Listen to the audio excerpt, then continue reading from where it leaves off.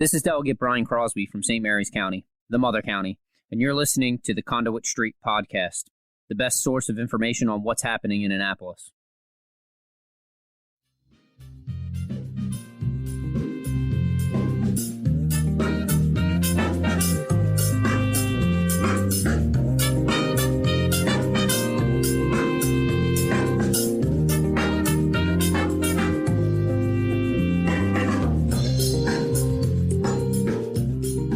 Hello and welcome to the Conduit Street Podcast. Kevin Kinnally here with Michael Sanderson and Natasha Mehu. Michael and Natasha, how are you today? Doing fine. Good morning, Kevin. Doing as great as we can be today. Oh, wow.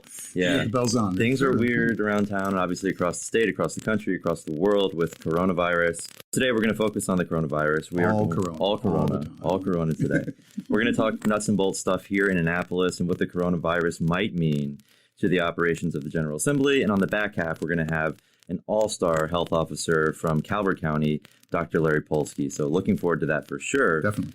But Michael and Natasha, I mean, I hate to sound selfish here, but we are in Annapolis. This is what we do. We talk on this podcast about the General Assembly, state and local politics. What does this mean, coronavirus, for session? I mean, normally we have a 90-day session, but here we are, on March 12th, and the NBA is postponing their season. Concerts everything's being canceled. You kind of have to think like something is coming in terms of what the General Assembly is going to do. Yeah, I mean, I'd say for anyone that watches in on their hearings, it's these tiny rooms with these little, very uncomfortable chairs very where we're just sitting shoulder to shoulder, right, just packed together.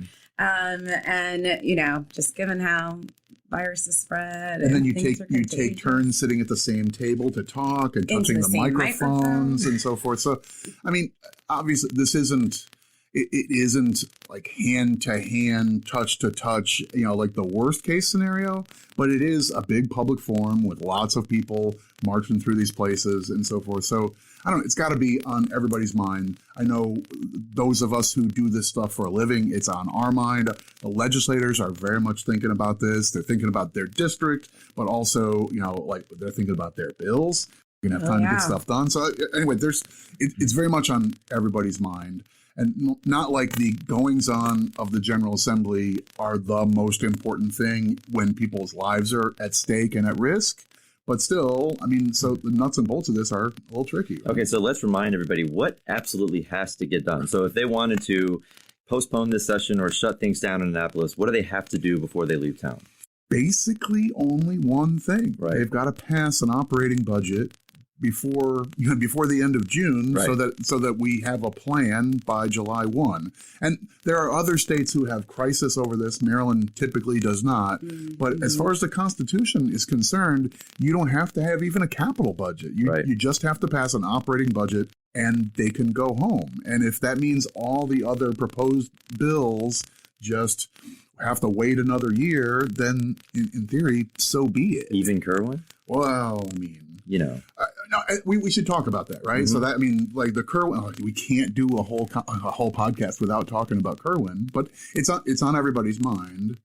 You could play this out, I think. I mean, we're sitting here in the middle of March, and we have how many days are left now? It's 24 as of tomorrow, I think. 24. Right. Yeah. So we're down to 3 weeks and change left in what's scheduled for this session. The big school funding bill has moved out of the House. It's over to the Senate. It's on its way to the Senate floor. Mm-hmm. But it sounds like they need to work things out. If it's a matter of days before the General Assembly shuts things down. If they do, right? I mean, it's not guaranteed. Yeah, but I'm starting with an if, but right. I mean, if that's where we're headed, and we've already seen some measures taken, and we'll get to that in a second, sure, but on a big, high-profile bill like that, we could end up in a weird spot where the General Assembly passes the bill, they send it to the governor's desk. We don't know for certain, but it seems like it's a real possibility that Governor Hogan would veto this bill. Mm-hmm. I mean, he's cited lots of concerns, and it would be hard to say that this bill has changed enough for him to say I've backed off on all of my critiques. Right. So you could have the legislature leave town. The governor has a window of time to decide what to do and possibly veto the bill. He could veto the bill while the session has been abridged. like 2 weeks from now, we could have the legislature home, the bill vetoed, and it's just pending the next time they reconvene. They could do a special session or whatever. And it's a multi-year plan. In theory, that might not necessarily have to change a lot. I mean, most of what this bill is about is sort of fiscal 23 and beyond. Right. There's some pieces for FY22, but as long as you did that by this fall or even next January, I think you'd probably be okay. Because you could also, assuming it passes, you'd be able to do a veto override if that's what they wanted in January. Right. But I mean, that's a common thing. Like we don't think of this bill as being a candidate for that, but that is relatively common. The governor vetoes a bill after the legislature is done with its full 90-day session, and they don't have any special sessions, so then they just bring things up. First thing they come back in January, it's like, here are 6 bills to take up, and we want to have a vote of whether we override. So you could have a weird situation where the bill is in limbo, but not really. If both chambers have passed the bill with a veto-proof majority, better than 60%, that's what it takes to override a veto, then you could basically feel like, well, it's going to happen. It's just a question of whether that's July or January or whatever. So, I mean, for everything else, I mean, we know that a lot of bills are still sitting in committee. On Monday is crossover day. A lot. Many bills. Yeah, many bills. Seems like more than usual, too. Just stagnant. They're just sitting there, right. So would that mean then that everything else just fails, essentially, right? Like they passed the budget, maybe Kerwin. Right. They have some revenue packages that they're considering at this point. We have a big, sports wagering bill. Everybody's talking about that. The Pimlico bill. A lot of big ticket items. But, assuming they have to leave town, I guess everything just comes back next year. I guess, or you have a special session. I mean, in theory, if we don't know what's going to happen here, but if warmer weather in the summertime, then suddenly this crisis has abated or has passed, then maybe you convene a week-long special session and you pick up 12.5 items that were kind of high profile. I'd have trouble imagining a full-scale, like month-long special session. We did that in 2007 over a budget crisis. They came back in October and November for like 4 or 5 weeks. But that was sort of a one-off thing, and they allowed other bills to be introduced, but they didn't really take any up. They didn't pass any other stuff. So I don't know. I mean, it's uncharted waters. Right. Yeah. Okay, so, I mean, we just heard, as we're here on Thursday the 12th, the House Speaker, Adrienne Jones, just announced receptions are canceled starting tomorrow, and that next week, all bills are going to be sponsor-only testimony. So that means... So these public hearings, right. So you're not going to be able to come to Annapolis, go into the General Assembly and testify on a bill. It's going to be sponsor-only. And then this brings up the question of how we submit testimony to the General Assembly, right? And this is, right now it would seem like it would be a great time for everybody to be able to email their testimony, but we don't have that capability, do we? So I don't know what the General Assembly's capability is. And right now, this is the first year they've shifted to electronic distribution of written testimony. So folks like Mako, we write up our documents, we turn it into a document, we take it over on we walk over on a little, thumb drive and scan it for viruses or whatever, and then upload it to a folder. And then the members, you can see them flipping through testimony on screen. They have laptops. Right. So that has this year wholesale replaced the old system, which was you bring 40 pieces of paper and you hand one out to all the members. So we've already moved in that direction. It doesn't seem like wherever that repository is for all this public testimony, I mean, I don't know. All of us have gotten pretty familiar with using a Dropbox or a OneDrive or whatever. In theory, you could do that, right? Yeah. I mean, I think when you submit testimony on a federal level, it's online. So you could upload your forms, send them to, it's nice and simple and doesn't involve people and hand exchanges and touching of hands. And so I did just see an update that they have said that people will be able to email their testimony. So I don't know how the mechanics of that are going to work. That's breaking news. But it seems like that's something maybe they should think about keeping. Maybe. I mean, why not? Right. As an option. Why would you take a step back to, this is nice and convenient. Everyone could submit their email testimony to next year being actually... I'm not doing that anymore. Let us drive on down from Deep Creek Lake. Drive on down so you can upload your thing and we'll look at it maybe. No. Just let people send it in. We'll figure out a way to do it securely and virus-proof and so forth. Yes. Okay. Yes. Okay. It's 2020. Annapolis needs to get this figured out. Yes. Okay, so that's an interesting piece of this. Another interesting piece, we have a primary election coming up. And this is then this has been the talk of a town amongst a few circles, at least, is what happens if this coronavirus gets worse? Are people going to want to go to the polls? What about the poll workers? Right. So what are the options, Michael, on the table when we talk about the primary election and what could happen if it were disrupted? So I don't think we know. I mean, we're a relatively late primary in the sort of presidential cycle as people are watching all these caucuses and primaries going state by state. We're a late April primary state. So that never felt like an issue of major consequence. Maybe we're a low weight decision maker state in the queue if we're that late. Right. But that seemed like the only consequence there. I don't know if by late April this is going to have abated or whether this is going to be still really a big deal. But the mechanics of holding an in-person election the way we conventionally do it right now feel like a total mismatch for a public health emergency. Standing in line, everyone's touching the same pens and papers, and you're handing things and you're signing. And the sanitizer is not going to be enough. And not to mention, it's really hard to find sanitizer right now, too. So you'd have to have that at all the polling places. I mean, just nuts and bolts stuff is tough. Right. And I mean, not to put too fine a point on it, but the sizable share of people who make the time to take a day to be an election judge. I mean, a lot of them are 19-year-olds who are just full of enthusiasm, or their teacher gave them an assignment or whatever, but the majority of them are senior citizens. They're retirees. The population who least should be out there shaking hands and grabbing pens from a line of 300 people, right? It's exactly the wrong people to be placed in a situation like that. So I think everything's on the table. I thought it was noteworthy.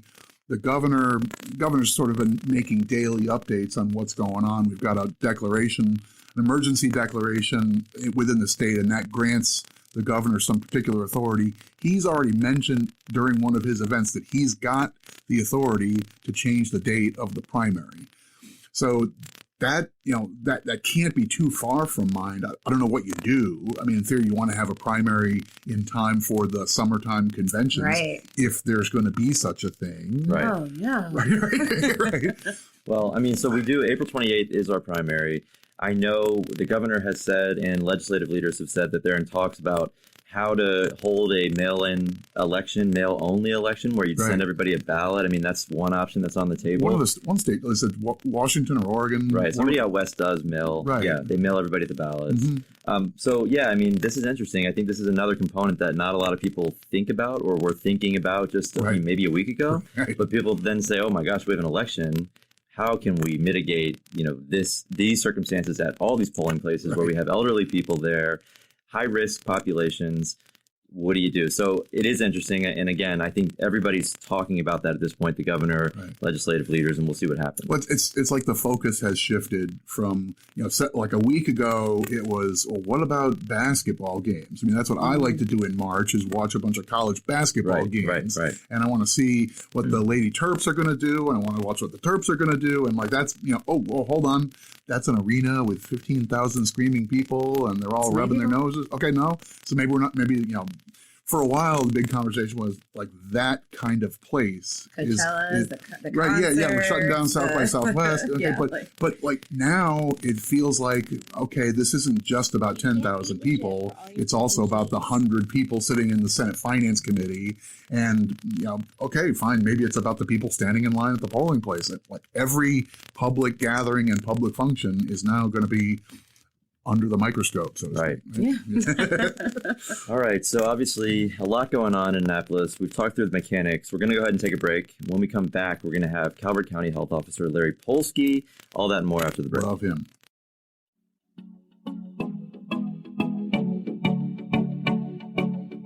This is John Frenay with Ion Annapolis to let you know about our daily news brief podcast. If you want to keep up on Annapolis area local news, local weather, and local events, check us out. We produce episodes every Monday through Friday at 7 a.m. and deliver them right to your phone or computer for free. You can also catch them on our Facebook page, All Annapolis, or under the podcast category at eyeonannapolis.net. You can even ask Alexa to play it for you. So, if you want to keep up to speed on Mayor Buckley, County Executive Pittman, Navy football, maybe you're looking for a weekend thing to do, or if you just want to catch the hyper-local weather, give a listen to the Eye on Annapolis Daily News Brief. We'll see you tomorrow morning.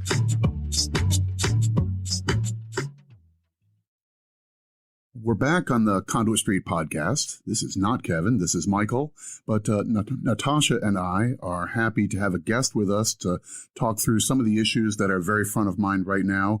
Dr. Lawrence Polsky is the health officer in Calvert County. He's a really active member of our professional affiliate under MACO, the Maryland Association of County Health Officers. And happy to have you join us, Dr. Polsky. And we wanted to talk through public health issues because that's what's on everybody's mind right now. Michael, I'm very happy to join you and Natasha and look forward to some good questions. All right. Well, welcome, Larry.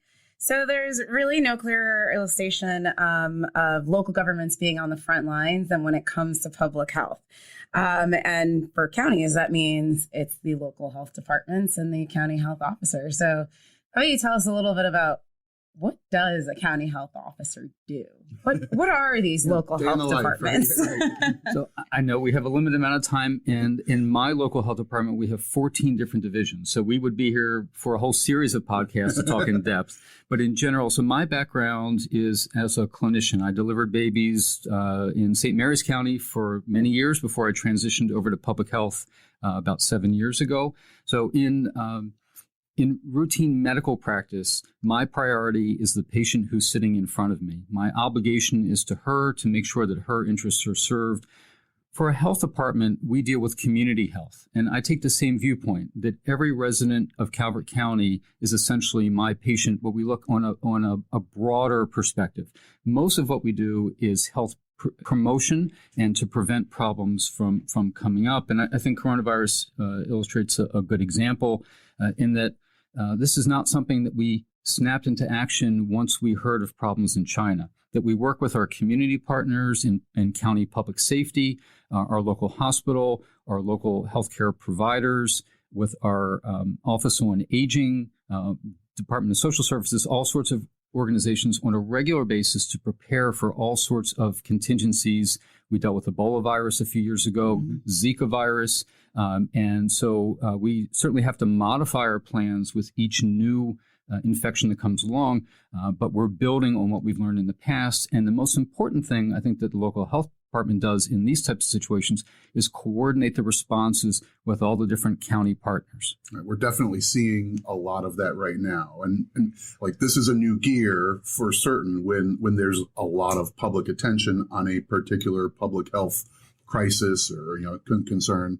So the health officer being sort of the ringmaster of the various players who need to be part of this. I mean, this is emergency services and it's public safety and public health and public facilities and employees and so forth.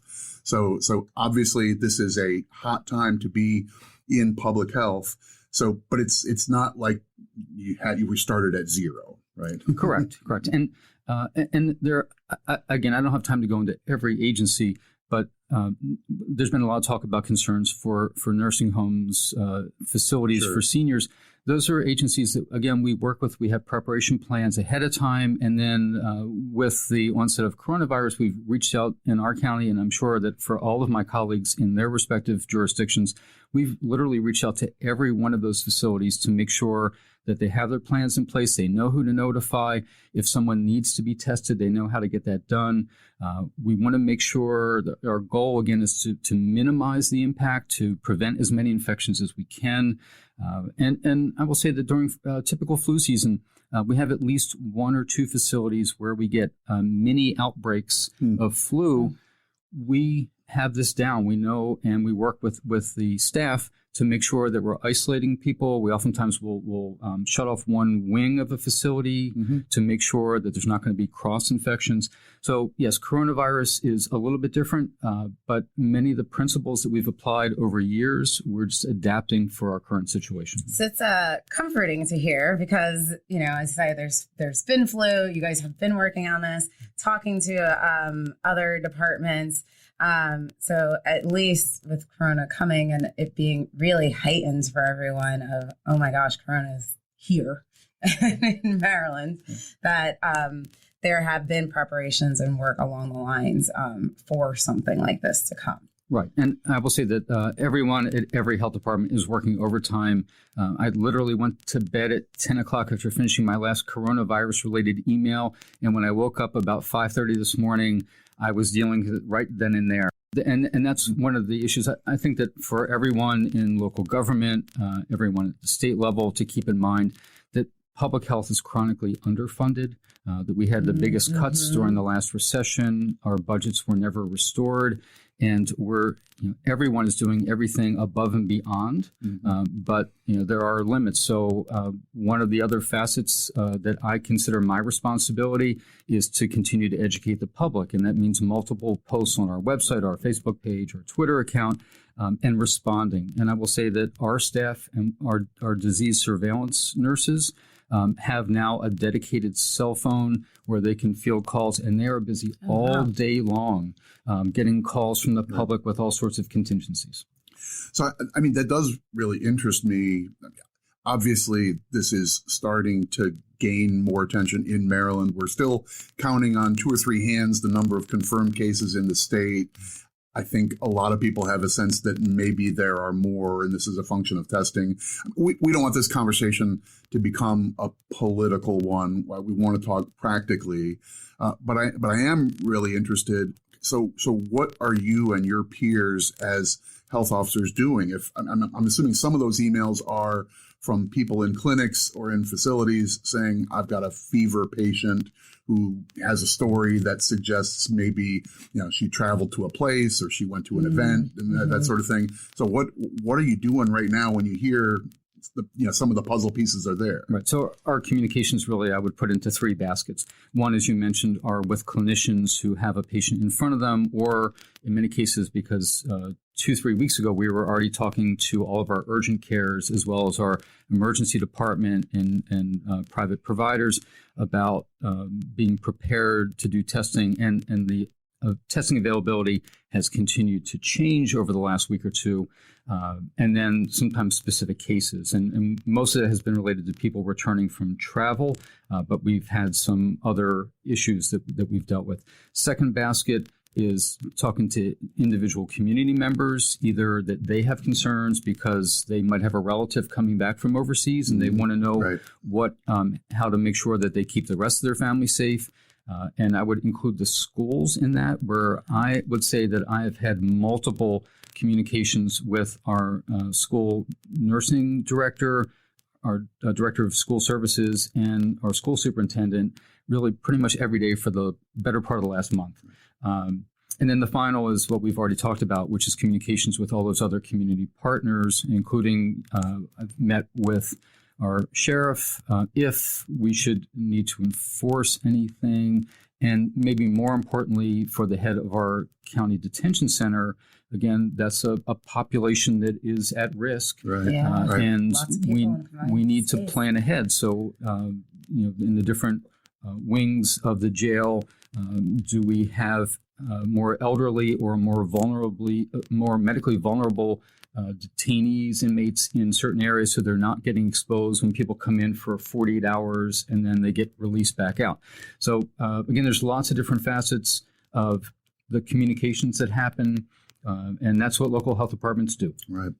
So forgive me, this is kind of a naive question, but I know we've all read that the experience in China and elsewhere seems to be that younger people, kids and even teens, seem far less likely to at least get symptomatic with the coronavirus. we're still focusing on schools, though, right? I mean, everybody knows these stories about, the schools are a place where the flu is going around and all the kids, a third of the class is wiped out in the wintertime. So we know that that's a function of that closed environment. We're still treating this seriously in the public schools, even though it might not be a lot of symptomatic kids. They might be carriers or whatever. And the adults who work there too, I suppose. Right. So I think of children as virus factories. I wasn't prepared to use exactly that kind of a term, but yes, I do too. They really are. And so we don't know for coronavirus because, again, we're still learning. Right. But we know that for influenza, when a 5-year-old coughs or sneezes, there are 10 times more viral particles in that cough or sneeze than when an adult coughs or sneezes. So when I say they're viral factors, they really are. And I'll go off on a slight tangent for just a moment to just illustrate a point. So for the first time ever, the American, I'm going to get my letters all mixed up. So I'll just say the CDC. There's a branch of CDC that makes recommendations on vaccinations. It's ACIP. And for the first time ever, that organization said that there is now a group of people who can stop getting a vaccination. And those are seniors for the pneumonia 13 vaccine. So the reason that those seniors no longer automatically, and for high-risk seniors, it's still recommended. But for seniors who are otherwise in reasonably good health, it's no longer recommended. And the reason for that is a little over a decade ago, that vaccine was added to the routine vaccinations for children, for infants and children. And the reason in that population was that those same bacteria can cause meningitis in children. When the incidence in children went down to almost zero, the incidence of pneumonia from those bacteria in seniors went down to almost zero. And the reason for that is that almost all seniors who get infected with those bacteria, it's coming from their grandkids. And so when you control infections in the pediatric population, whether that's elementary school age or younger, you dramatically decrease the exposure and then, of course, the resulting illnesses in seniors. So my biggest concern over this next month is as families get together for the holidays, because we have Easter and Passover coming up that first full week of April, that you have grandkids and grandparents getting together. And Michael, as you mentioned, that for many kids, if they do get coronavirus, their symptoms are going to be on the mild side. There is the potential that we may see a sudden increase in transmission to much more vulnerable populations. And I think that families, if there's one thing maybe to take away for the people who are listening, is that they need to start thinking ahead for family gatherings. And in some cases, you might have somebody who's just gone through chemotherapy. They have other reasons why they are more vulnerable with regard to their immune system. Or for elderly members of their family, do they need to rethink how they're going to do this one holiday? So at the moment, this feels like it's shifting. Like the talk, as we're recording on Thursday, last night, the conversation was about basketball games and, political rallies and big events where there are thousands and thousands of people in a big room together. But this conversation is moving on to a movie theater where there's 100 people or a family dinner when there's 9. Right. And that we need to have that too. Right? Yeah, it's like cancel it all. Self-contained. Yes. We need. I saw an article yesterday that let's cancel everything. Right? Cancel everything. Right. And I should say, because you started to bring this up, that schools have been doubling, tripling down on their cleaning. And they're using hospital-grade cleaners. They're cleaning common surfaces 2-3 times a day. And they are keeping very close track of illnesses in students to get any sense that maybe we're starting to see any sign of coronavirus maybe starting to enter into the schools. To this point, to the best of my knowledge, there have not been any issues, but the schools are certainly are very on top of what's going on, and I would say exceeding the guidelines from the CDC to minimize the potential for transmission. It's good to know. And it's also good, just on that note of cleaning, that everybody has learned now how to wash their hands, because apparently that was something that people needed to be taught. Yeah. I mean, who knew? I thought like everything I needed to know I learned in kindergarten. I thought it was one of those things, like wash your hands, sing a song or whatever. Apparently we needed to be walked through this. So everybody's got their own hand washing song now. Fine. Exactly. It's good. And sometimes 20 seconds seems like a long time. Well, yeah. And my hope is that the people, I think people have genuinely been changing behaviors that they never have during flu season. And my hope is that when we roll into next November, when flu picks up, that some of these same changes in how they greet people, so they don't have as much hand-to-hand contact, being a bit more meticulous with washing their hands, maybe having more consideration for their coworkers, for others to stay home for an extra few days, all those things will carry over to them. And I know we're going to be limited in time. So also, because locally in Calvert, I have been keeping this message going for weeks now. Business owners play a huge role in this. Mm-hmm. And they have two self-interests in minimizing the impact. One is that if your employees come into work sick because of a sense of obligation to be there, mm-hmm. or because maybe, realistically for some people they need every hour on their pay sheet they can, mm-hmm. that if you allow them to work, a week later, half of your workforce may be out of commission. So from a staffing standpoint, I would much rather lose one person for a few days or a week, and I would encourage business owners, if they don't routinely, to consider paying their employees so they don't try to come into work unnecessarily. But I would much rather lose one person for a few days or a week than lose half of my staff the following week. The other is that the more cases that genuinely pop up, the more concern for the public and the less they're going to be willing to patronize businesses. Mm-hmm. And this will have an impact. That's right.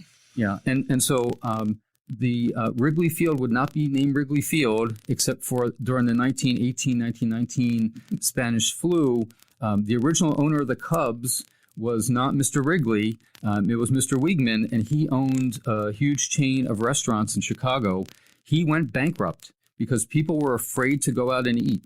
And so he was forced to sell the team to Mr. Wrigley. So you would be going to Wiegman Park instead of Wrigley Park at this point. And so we certainly don't want to see the extent of coronavirus get anywhere near what was experienced in this country a century ago. So what would be your advice, just a takeaway, on someone that's not feeling it now? They don't know anyone else that's sick. They haven't been on a cruise ship, but they haven't traveled abroad. Well, my county hasn't been listed yet. Exactly. I live on the Eastern Shore, or doesn't seem like it's happening here. It's over there in those other places.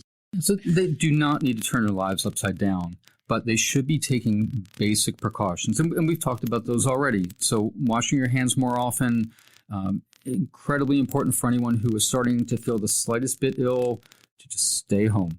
And if they have any vulnerable family members, again, to make sure that they keep their distance from them. Right. And then there's going to be unknowns as we go through the next few weeks.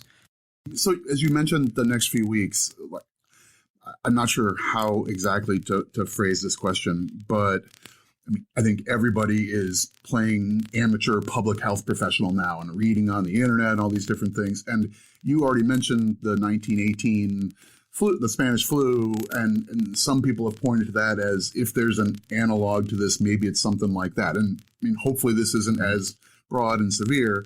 But one thing that I guess happened in 1918 was once the weather got a lot warmer, the flu subsided. And it came back later in 18 into 19. Do we think that that's possible or likely to happen here with the coronavirus, or is that just a total unknown? It is an unknown, and we've seen things go both ways. So you mentioned, the Spanish flu was not the only virus that has come back the following year. Zika virus, where we were very much expecting the following year to see another big wave, we didn't see it. And so what will happen next year, impossible to predict. I think that efforts should be focused on what we're doing right now. Sure. And the other is that hopefully sometime over this next year, we'll have a vaccine available, which right now is frustrating many of us that we don't. Sure. And as far as testing goes right now, is the protocol to get somebody tested, is that another frustration of the moment? Well, and I think there might be some unrealistic expectations of what testing can accomplish at this point. I think it's important for people to understand that the test for this is actually picking up the RNA. This is an RNA virus or some DNA viruses. It's actually picking up the RNA that is in a person's system. If I should end up becoming infected with coronavirus today, it's going to take several days for enough virus to multiply in my system that the test can pick it up. So for people without symptoms to go in to get tested, regardless of whether they actually were infected or not, their test is going to come back negative.